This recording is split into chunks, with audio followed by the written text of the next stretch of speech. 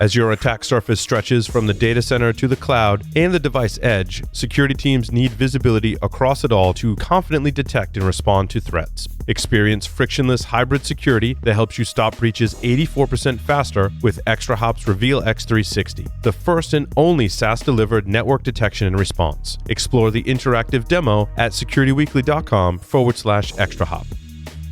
Do you worry about ransomware, data breaches, reputation damage, especially from phishing attacks, on employees working from home? The facts are, top cloud security tools have a 15% failure rate. 51% of phishing is social media based. Pixum knows because Pixum detects and stops breaches at point of click. Pixum's AI real-time solution detects actual fraud happening in a browser and stops it. Know your real security gaps. Get a phishing actualization test free at securityweekly.com/Pixum. That's PIXM.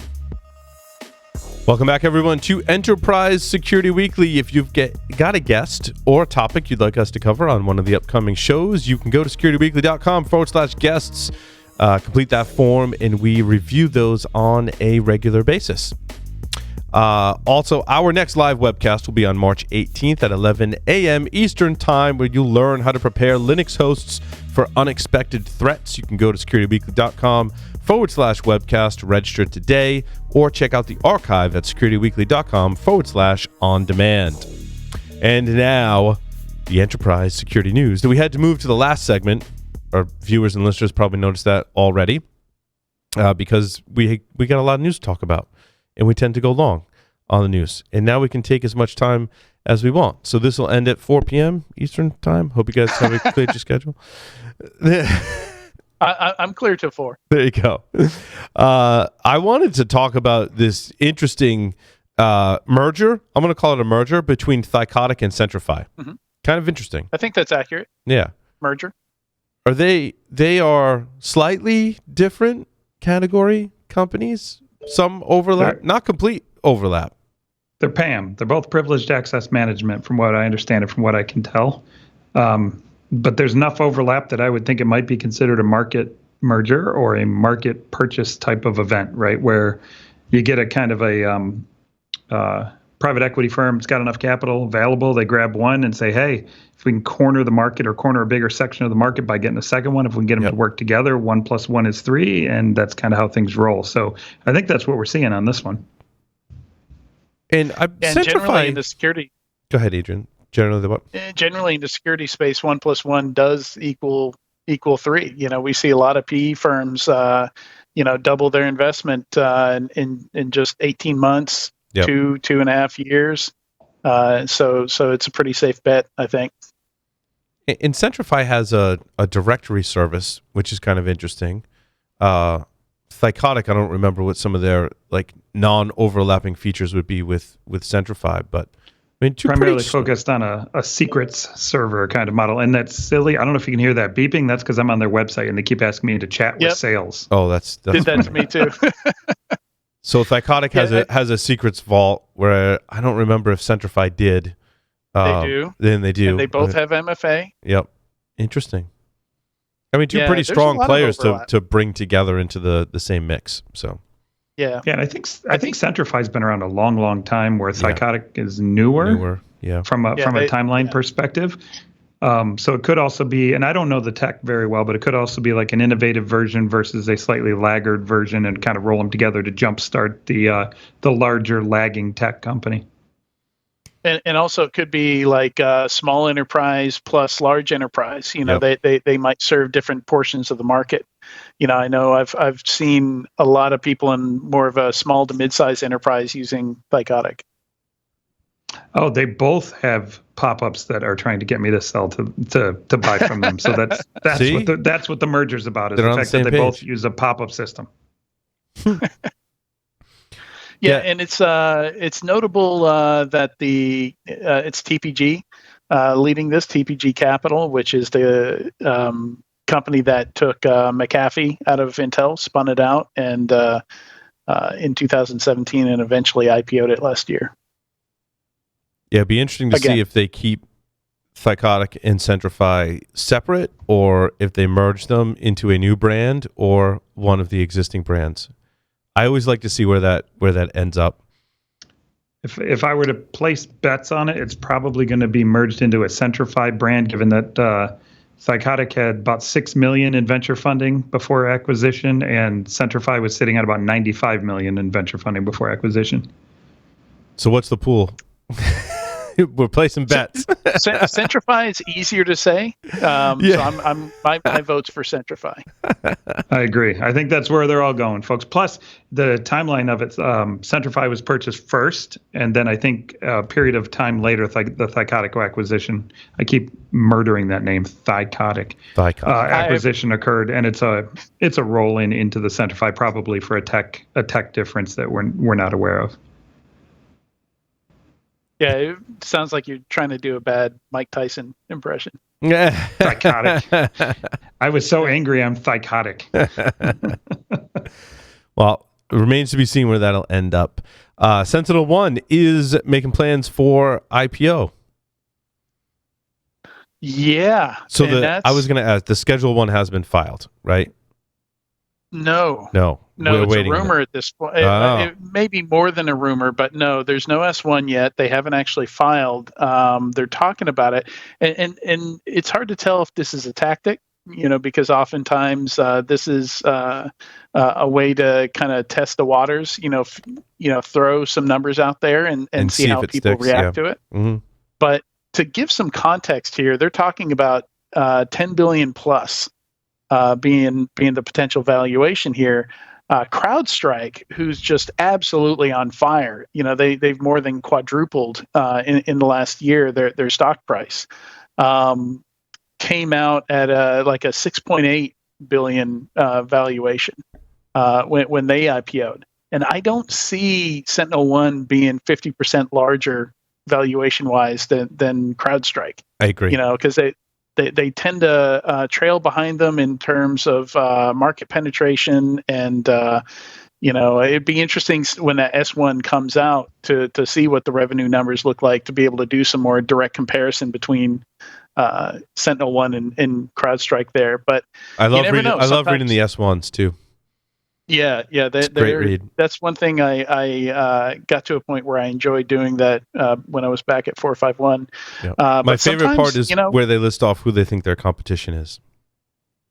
Yeah. Some great insights. I'd say more often than not, though, with these IPO rumors, we don't see the IPO actually happen. So I wouldn't get too excited yet. Yeah.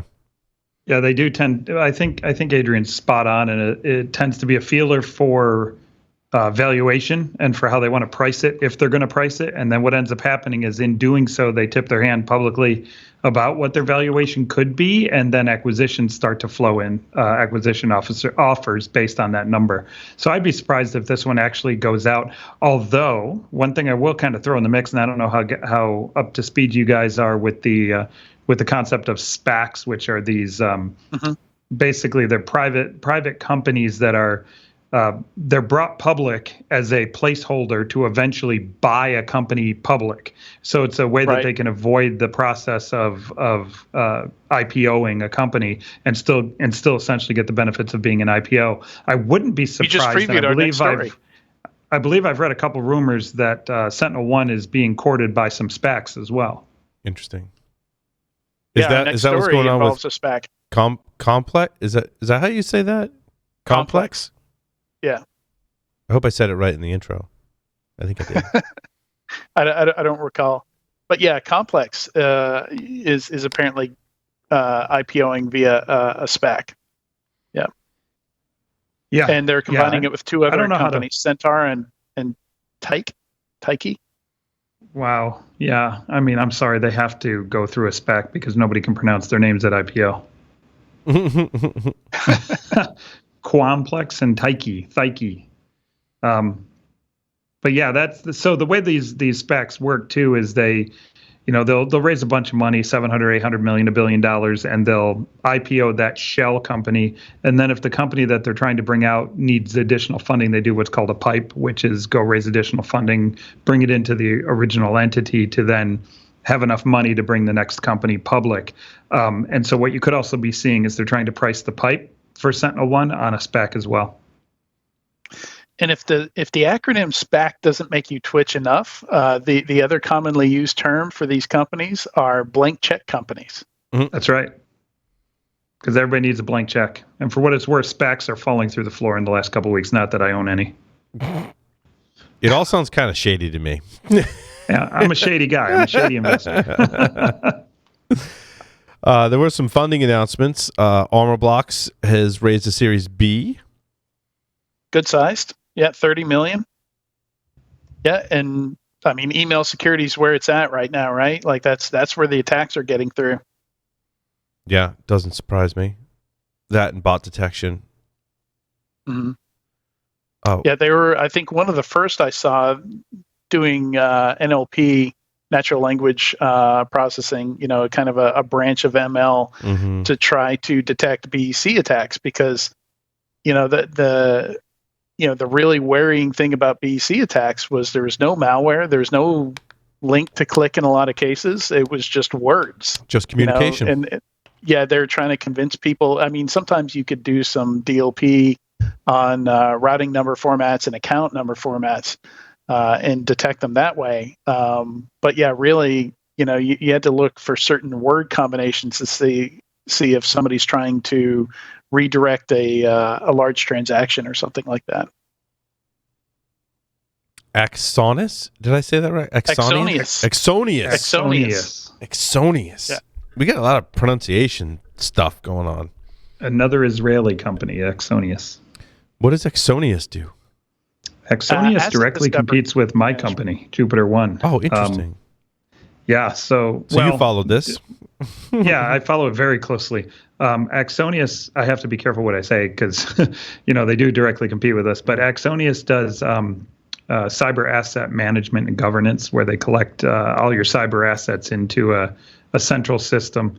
I'm not going to turn this into a sales pitch for JupiterOne, but they do it in a few ways where it's maybe not as clean as JupiterOne, but it is a really cool idea, and it's about really visualizing and cataloging everything that's in your cyber world at once, and I think it's a pretty cool company. And it's good news for you. I mean, seeing them get this kind of valuation, there's only a few companies that really come to mind that are really, I think, attacking this problem well. There's JupiterOne, there's Axonius, there's Device42. Those are the ones that immediately come to my mind when I think of this. Which Wiz we've covered on recent right. shows. Yeah, Wiz.io is probably a similar player in the space. But, everybody comes at it from a different angle, and this is something I've brought up on previous episodes, right? Collection of cyber asset data broadly is really what Axonius and JupiterOne are targeting. Wiz is a little more focused on cloud native CSPs, that kind of stuff. And then you've got other players that are focused on like identity versions. And so if you're talking really on the broad scale of things, it's us and Axonius. And is Axonius the only unicorn in that mix? It is currently. It is currently the only one that I'm aware of. But they've been around a few years. They are actually the oldest player in the bunch and have raised the most funding as well. Yep. There was a couple of other. Platform 9 raised $12.5 million. Oh, the managed Kubernetes is what it calls out in the article, which I thought probably a pretty good play, because Kubernetes is a pain in the butt in its own animal, and if you can go somewhere that already is has a managed Kubernetes platform, I could see that gaining some traction. My only concern with a play like that, though, is that most of your Kubernetes platforms are going to be managed by your CSP at some point. Yep. Because it's all integrated into that world, right? So it'll either be managed by your CSP directly or somewhere in your Git pipeline, your CI/CD pipeline. So an external third-party version of that could be difficult from a integrations and plugin standpoint. So I'd like to dig into them at some point. Yeah, I also cost too, from what I've heard, like Kubernetes in Amazon is pretty pricey when you're deploying an enterprise application. Yeah, they could probably do it cheaper, better, and cross-platform. That's the other thing, right? Like It's super common to have multi-cloud application deployments across multiple applications. So I wouldn't surprise me if these guys do a really good job of bridging that gap. Mm. Yeah, it's. I don't think we've gone in Enterprise Security Weekly without funding raise for something related to Kubernetes in a while since I've been here. It's true. That's my only contribution. Bridge Crew was just acquired, right? Did we talk about Bridge Crew last week? Palo Alto. Palo Alto. And now they're announcing automated cloud security in VS Code. Just first, props to them to go through acquisition and manage to release a product all at the same time. I think that's pretty impressive, of itself. But, yeah. So I love this one. This one's super cool because we have had in the application world and in the application security world static analysis. We've had dynamic analysis, software composition analysis for a long time, and there hasn't been a ton of innovation, right? And a lot of the bigger players, Veracode, whoever, Fortify, others, they've had plugins for Visual Studio Code, VS Code for a long time. But what I like about this is Bridge Crew is bridging the gap between, hey, we can analyze your code that you're writing, like Python, C#, whatever, to saying, hey, if we're considering infrastructure as code or other things as code, why can't we do a similar static analysis or at least syntactical analysis on that code, just like any other piece of code, just like any other language? And so it's really about taking the infrastructure as code model here and embedding it into the place where developers are editing it today, right? Which is inside of VS Code. So I think this is a super cool innovation. It's a feature. It's not a standalone product, but plugging it into their broader platform is great. Yes, it was Qomplx was in the space as well, analyzing your infrastructure as code for you. Yeah, I've used a few VS Code plugins, and I mean that's been it for a long time, right? Get as close to the writing of code as possible, to fix these kinds of issues, and it's the cheapest place to address it, and yeah, I'm sure it's pretty slick. It's most of those plugins. It's nice how they integrate with the IDE. Yeah, the goal is spell checking, right? Security as a spell checker. So as you're writing code, which is just another language, it underlines it and says flaw here, right? You spelled this wrong. I've never heard it put that way, but that's perfect. It's essentially what the dream is, right? But here's the cool thing about it. When you're doing traditional static analysis on code, it's extremely complex because you have to track tainted data, variable data, code flows, data flows throughout the application, right? So it's really hard to do inside of the VS Code language or inside the VS Code IDE. But what's interesting about infrastructure as code is you're not really tracking tainted data as it traverses through variables and things.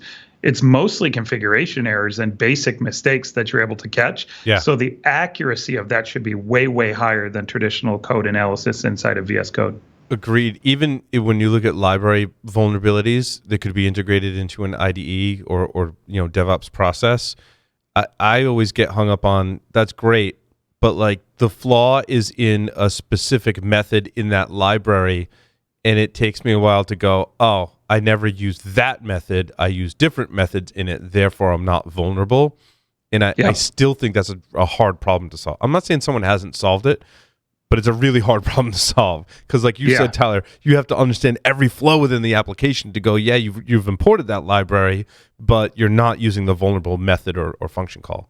Right, and you don't have, you kind of do in the infrastructure as code world, but you certainly don't have the number of twists, turns, forks, and taint tracking that has to occur in traditional code.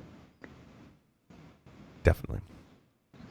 Alrighty, we let's just jump around. So cPacket showcases. I can't read the headline because it's marketing gobbledygook. But essentially, it sounds like cPacket cCloud is a new product that allows you to do packet capture in Azure. I'm not sure if they added that feature to an existing product or if cPacket cCloud is in fact new. But it does allow you to do virtual tapping, packet replication, filtering, slicing, deduplication. It slices, it dices, it minces. Wow. So this is interesting because I actually just we just had the folks from Extra Hop on here, and I was listening to an interview with Extra Hop CTO where they're talking about packet capture in the different cloud platforms, and Google's got full packet capture, AWS has got it, and Azure it's been kind of shaky. Like it's like sort of, yeah. What vendors tells me is like it's kind of there, but not really. You got to get like special permissions or something. I don't remember all the details. So I wonder if that's part of the rationale behind this is providing like a workaround until Azure fixes that. Yep. Could be. Hey, Paul, What do you think of the Perimeter X one? The Perimeter X winter release extends digital storefront protection to help retailers secure and enhance their user's journey from homepage to checkout. It just seemed interesting to me, given the previous interview that we had on about fraud. This seems like it's a broad fraud play. I know Perimeter X definitely dabbles in, I guess, depending on how you define fraud, dabbles in the fraud space and is a bot defense space. Improved attack detection with feedback APIs. This term they use hype sale protection. I'm not sure what that is, but Perimeter X looks like they're doing some pretty interesting things, at least by this report. If you can get through the marketing speak and actually get to some reasonable technical data, it looks like it could be an interesting expansion on the bot protection market, which to me is a huge market. That one's growing just like we heard in the previous segment. That market should be just growing astronomically. Yeah, it's interesting because if you're going after e-commerce in this respect, you could almost not have much of a security play as much as you have like a protect my transactions. And the way I see that unfolding, because of, this goes back to, is it tungsten that they mine to create the silicon chips that as production is slowed down? I want to say Argentina is one of the countries, and South Africa, right? So that's putting strain on the supply chain. South America? No, I think is it South America or South Africa? Wherever they mine tungsten. That's an exercise for our readers. What was the country again? Argentina? Argentina. Argentina. I think. Not Argentina. That's South America. No, I know that. I was. Can you guys tell we are geographic experts? Geographically challenged. Maybe on the next show I'll have a better description of that. On the next show, I'm going to put a map on my whiteboard. A map. I was describing two different geographic locations, not one. But also, supply chain issues with China, largely as a result of COVID.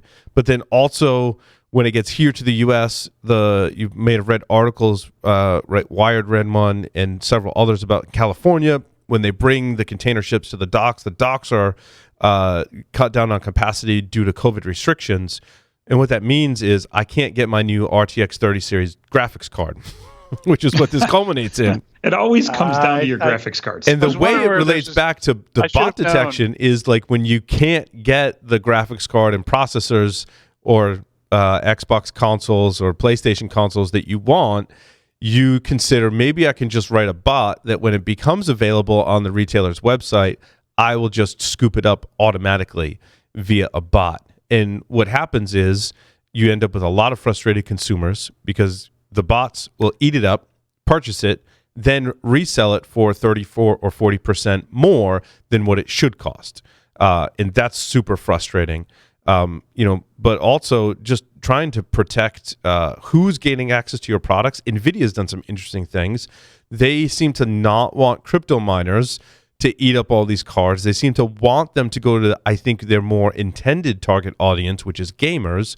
And they've put restrictions inside of the drivers that kind of slow down the crypto mining, which, that's just like putting a wall up to go, okay, how fast can you jump over it kind of thing. Mm-hmm. But I think that has a play into folks like Perimeter X going, let's go after e-commerce because they're struggling with multiple, different types of fraud against their sites. Yeah, that's what I really like about this market. Like Perimeter X, Arcos Labs. There's a number of them out there that do this. And what's neat is some of them started as like CAPTCHA, like replacement CAPTCHAs for the garbage CAPTCHAs that we all hate, right? And finding better ways to do that. And then it's extended into, let me put stuff in the browser of my customers to limit things, right? Yep. To identify bots and attacks and find ways to stop those bots at the source in the moment, right? So it's everything from, human challenges to, client side SDKs to, and what I find on this one, hype sale protection, which I had never heard of in this announcement. It talks about when products are hitting what's called a hype sale, which I can only assume is like, super spike sales for things, which may be what you're talking about. Yep. Really focusing and ensuring that the products get sold to human beings instead of bots, which is kind of a neat phenomenon that they can protect against. Right. So I'm pretty excited about this market in general. Yeah, me too. Not excited that I mean, still can't get the new AMD and RTX 30 series stuff, but or that you don't know where Argentina is on a map. I love that's how it ended up.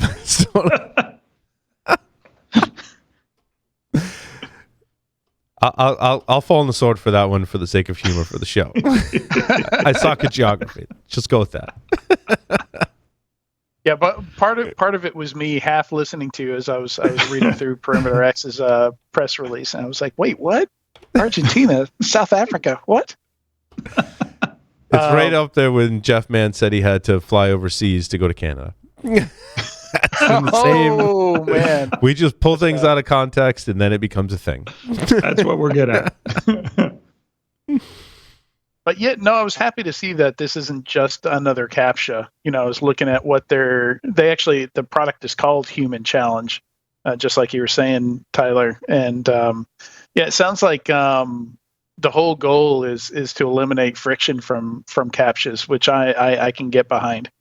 They're talking about things like just press and hold, and that replaces the CAPTCHA. It's something that a human can do and understand how to do very easily, without looking for the traffic light in all 9 squares or the bus. What is the worst CAPTCHA that you guys have ever seen? Like, clearly traffic light and bicycles is like really bad. But have you ever seen any ones that were worse? I can't think of any that were worse. Those were awful. Google's word thing was pretty bad. Oh, when you couldn't even read the words because they looked like squiggles? Yeah. Those were the worst for me. Is I had some of the, type in the letters or the numbers that you see in the box, and you're just, they're so messed up. It's completely illegible. Oh, I hate the ones. I came across one that was like, choose the penguin that is right side up. And it was like 4 or 5 different like tiled sets of images that you had to choose where the penguin was right side up. So I've seen one that I did like that actually came from Arcos that was similar to that, but instead of choosing the right side up one, you had to click on it until it became right side up. So it showed you an image. Yep. And you had to rotate it. I thought that was kind of neat because human beings can easily know when an item is right side up, but robots, that's a lot harder. I think Google's got a great solution to that. They've got a free and enterprise product that is just JavaScript you put inside the web app, and it determines whether it's a bot or not based on Google's ML of all their billions of transactions that they see. Well, you can do a lot of stuff inside the JavaScript, right? So a lot of these guys are doing client-side JavaScript SDKs that if you embed them, it looks for things like how are you moving the mouse? How frequently are you moving the mouse? What's your typing rate? Like, because they have even these heat maps that you can tell where people are like looking at the page these days too, right? So, if your camera's on for something, you might be able to track that. And I think it comes down to, this is almost like a merging between some of the technologies that we use for identity, like infinite point or 100-point identity, right? Where it looks at, even like, I found it really interesting in the identity space a while back, based off of how the angle that your phone sits at most often, they can tell whether you're left or right-handed, which I thought is kind of cool. So, using just multiple points inside the app to determine a bot is pretty freaking awesome. They just, tell me to turn my phone upside down or something like that, and just use the accelerometer input if they can access that from the from mobile the app. Gives us even more telemetry points to make those decisions in a smart way that we haven't even looked at before. Right? It's the traditional website, I think, that gets the most of the attack action. Good point. Although, according to Kim, that's not true. According to Kim, it's going mobile more and more, which I found interesting. Yeah, but also hitting higher age ranges. So I wonder what the mobile versus desktop split is in each of those age groups. the 70 plus and the 18 to 24. I bet they look different. I'll bet you the young ones, the millennial 18 to 25 age group, was predominantly mobile, and the 75 plus was hammering the traditional plays on the desktop when it came to fraud. Yep. But I will say, I heard like that was one of the things that killed the desktop PC industry was the iPad coming out. So I bet a lot of people in that age group, are using iPads as well. Oh, valid point. Yeah, it's true. I have some family members that, once they got the tablet, that, they didn't pay attention to their desktop or use it anymore. That's all my dad even owns. Yep. Attivo Networks has announced a continuous assessment and enforcement of privileged access, which I think the title actually did themselves a disservice. I liked actually reading the article to understand that they've got a new AD Assessor Active Directory Protection. It sounds like a new product in their suite of products that's able to give you all kinds of telemetry on AD and whether or not it's being attacked. And I'm kind of in the camp of you just can't have enough tools and solutions that are looking at how AD is being attacked today, because it's a really popular target. And it's interesting. I'm not hugely savvy at this point on what Attivo is up to. I know back in the day they used to have three main things, and it was they had the deception piece. Yep. They had like the email button or the report phishing button in your email, and then there was one other piece they had, but it seems like it's grown from there. It's a good point. We did a webcast with Tony Cole over at Attivo. You can find that in the archives, and he goes through the whole product suite. And I was pleasantly surprised to see a really heavy focus on Active Directory security, in addition to the deception stuff, and they tie that together, but they're really focused on Active Directory security, which I think is super important. Yeah, it looks like on their website they split it into three. They've got Active Directory protection, endpoint detection, and then the deception stuff. Yep. Good stuff. Also on the Microsoft Azure Active Directory, different from Active Directory, as if Microsoft didn't have enough confusion about what their products are. But YubiKey has announced passwordless support for Azure AD, which I thought was interesting. I am a YubiKey user. I would like this enabled for our domain. That'd be nice. Then I wouldn't have to put my password in. So if you're listening, IT folks, enable YubiKey. I think I might be the only YubiKey user, but enable it for me. I think I own two of them. I think I own two of them that are sitting in the drawer next to me that have been plugged into maybe one laptop once. Yeah.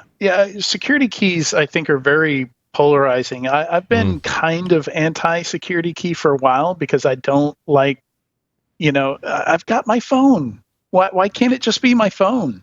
I'm already carrying this. I change my phone as often as I can. Well, but and then years ago didn't read documentation about how to or if the authenticator app carries over when you switch phones. That's always fun. It has to do some recovery. I was like, crap, where are those backup codes that I had stored encrypted somewhere? Yeah, that's when I'm like, you know what? I bought a bunch of. Actually, I got some as kind of for free because I went to the YubiKey booth, and I'm like, hey, I talk about you on the show, and they gave me a key. So I've got a set of them, and so I'll actually, use them all to authenticate so that I have backups, right? So keep one in my pocket, keep one at my desk, kind of thing. I think the biggest problem with the YubiKey isn't the YubiKey. I think it's, as we just saw, because how many years has YubiKey been out, and we're just now getting Azure AD support for YubiKey? Yeah, it's the support of it. That's the bigger problem. Yeah, because you're exactly right, Tyler. I go to certain things like Discord or Twitter. Like there's just certain services where I'm like, I want my multi-factor to be my YubiKey, and they just don't support it. Right, and that's why mine sits in the drawer, because there's no universal adoption of it, and that's the biggest problem. So it ends up collecting dust, and I end up with my Duo Mobile on my phone being my YubiKey. Right. Yeah, mine is just such a mashup, such a mix, and I'm really looking forward to doing. We're doing MFA as one of the groups that we're doing product tests on, and it's I want to explore a whole mix of it because some browsers fully support it. Some browsers only support it on certain platforms, like the mobile version of the browser doesn't, but the desktop version of it does. So yeah, you run into a lot of those issues. But then also, I've been testing these for a couple of years now, and using a mix of YubiKeys and solo key. And one of the things I found with the solo key, which I thought was really cool, one of the things I loved about it is it's got a tactile button on it. But this is my one remaining one because the other one, the USB-C connector ripped off it. Like I went to plug it in one day and it just went, and tore right off. And I was like, okay, well, I guess I have to use like a backup recovery code or something like that wherever I use these.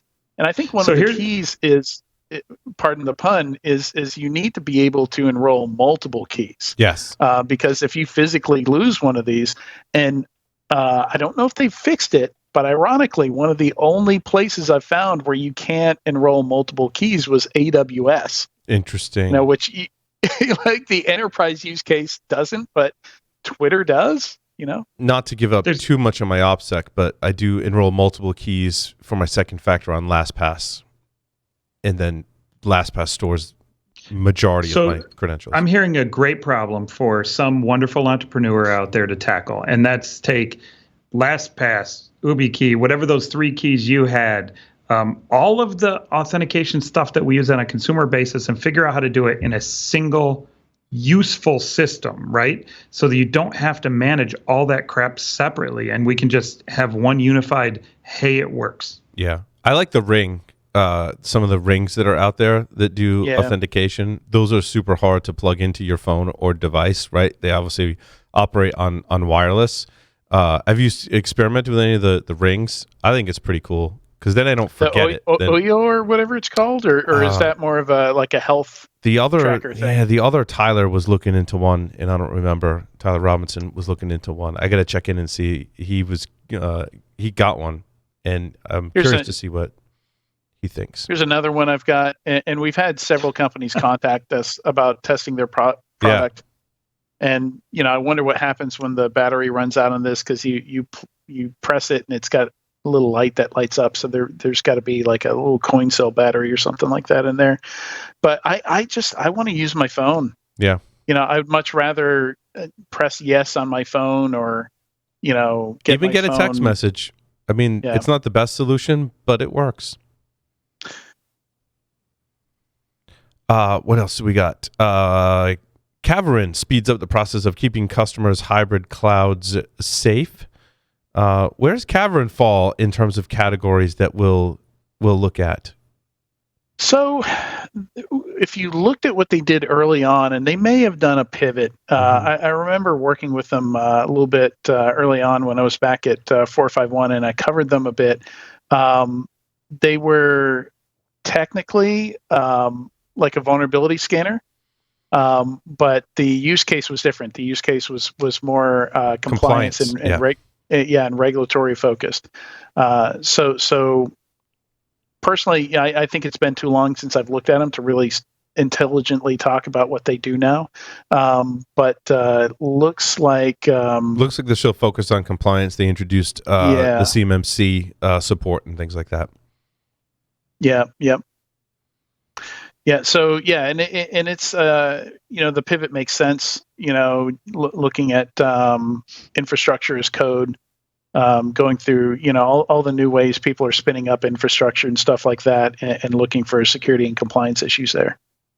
Yep. Free ImmuniWeb Community Edition offers continuous security monitoring. It's good to know we haven't gotten away from messaging on continuous security monitoring. So they are one of the no, not at all. It's that's still kind of a key of the attack surface monitoring crowd is you don't want to have to manually schedule or keep running these external vulnerability scans. These should just let you know when that RDP port opens up and is suddenly available to the whole internet, or somebody does something. ImmuniWeb is on our list for our current testing. They are. I haven't tested them yet. We tested some of the other ones. I'm looking forward now to our Friday morning test all the security tools in the world meetings that Adrian and I have. That's when we've set aside the time to go, all right, let's get hands-on with some of these tools. Is usually Friday mornings now. So I'm looking forward to ImmuniWeb for Friday. Yeah, and you have what, like 30, 40 tools on that list, and how many Friday mornings to do the work? Oh, there's way more than that. Maybe 30 or 40, for this group test, right? Some cool stuff out there.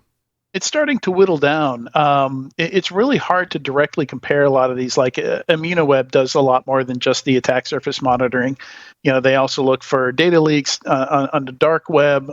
They do a lot of pen test automation, like taking the very cheap, automatable pen test activities and automating as much of that stuff as possible. So as we unraveled it was a lot of subcategories that came out of attack surface management. And then Adrian and I kind of this epiphany, like, this is really a subsection of vulnerability management, because like what we wanted to get out of it was, oh, it's great you found that. And then we're like, wait, is it vulnerable to stuff? So it's interesting, that progression. But ImmuniWeb now has a free offering. You can create an account and it'll monitor for mobile app, website, dark web exposures, SSL security testing. I'm not sure what else, because like I said, I haven't kicked it around in the lab yet. Yeah, it's pretty cool, and I assume they're just limiting like the amount of sites that you can monitor with it, or maybe how deep it goes, something like that. I think it said something like 3. Was that in here? I thought I saw something like up to 3 assets. Yeah, 3 assets, websites or domain names for continuous security monitoring.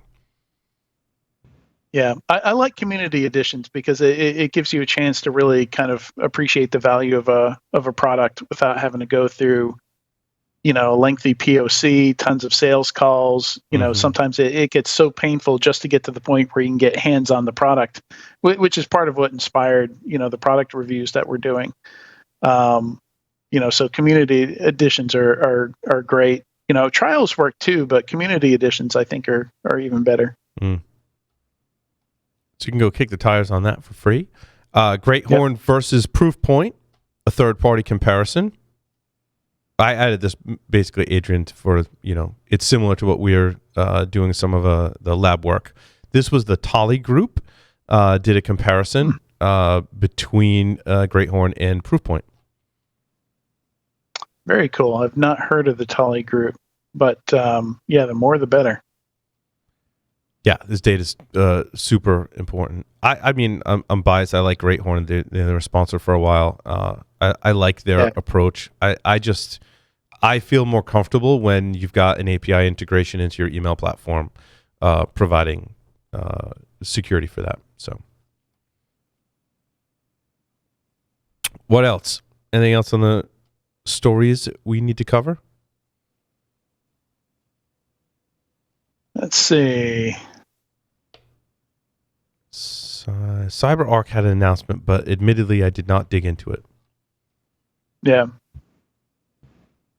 There's a few other in there, but none are jumping out and grabbing me. K7 Computing launches lifetime valid antivirus. Yeah, I was confused as to the message on antivirus, and it sounds like not an enterprise play. Yeah, it's an odd press release, right? For so many reasons, it is a very odd press release. Yeah, it's an Indian antivirus, and all the pricing is in rubles, or not rubles. Help me out there. Rupees. Rupees. Thank you. I suck at geography, and you suck at international currencies. No, rupees are the currencies of Argentina, right? Which is in South Africa, right? Oh man, I'm glad to help out. That's what I'm here for. And on that note, we're going to go brush up on our international studies, and that will conclude this episode of Enterprise Security Weekly. Thanks everyone for listening and watching. See you next time.